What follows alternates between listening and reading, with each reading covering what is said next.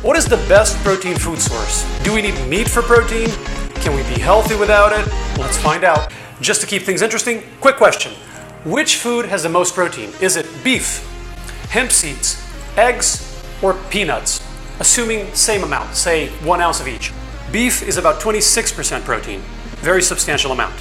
So in a 4-ounce steak, about 1 ounce of that is protein.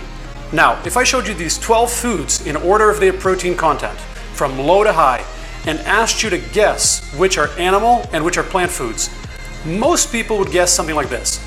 Animal foods being the best sources and having the most protein, and plants with the least. And yet, reality is a little different. There's the beef with 26%, that's chicken, that's eggs, and that to the left is milk. In the middle here we have peanuts, 26% protein, same as beef. To the right of beef we have hemp seeds with more than 30% protein. And on the right we have seitan at 75%. So am I saying that we should all start eating seitan 3 times a day? No. Seitan wouldn't even be one of my top recommendations since it's technically not a whole food. This is just to illustrate the point that protein is everywhere.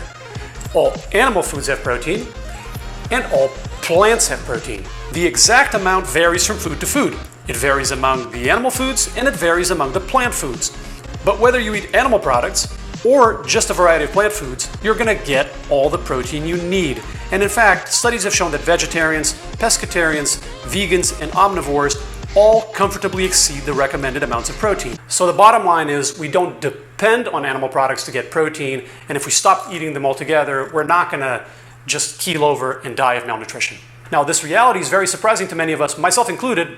10 years ago, I would have been very surprised to find this information. And the reason it's so surprising is that we are taught from a very early age that protein equals meat. This idea is all around us. Chefs call meat the protein.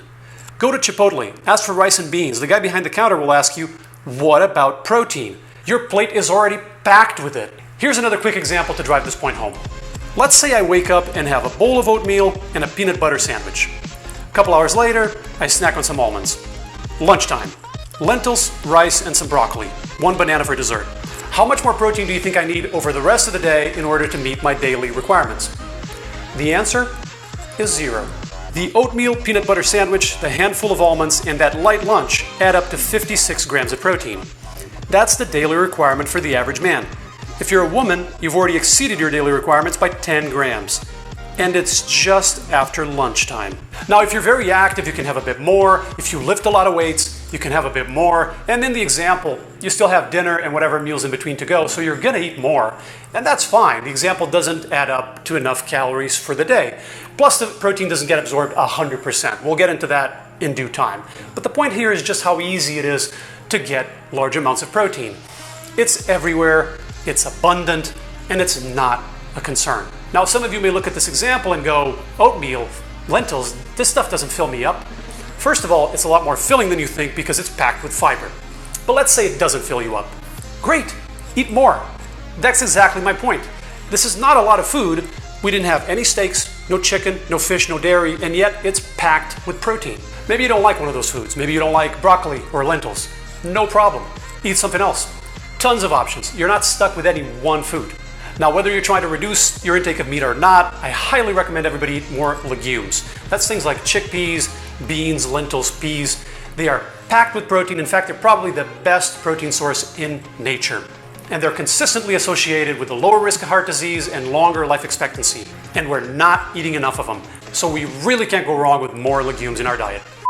Okay, so today hopefully we've established that A, plants have protein, B, all plants have protein, and C, they have tons of it. Now, I know some of you are jumping out of your seat going, protein is not all the same, amino acid composition differs, absorption differs, bioavailability.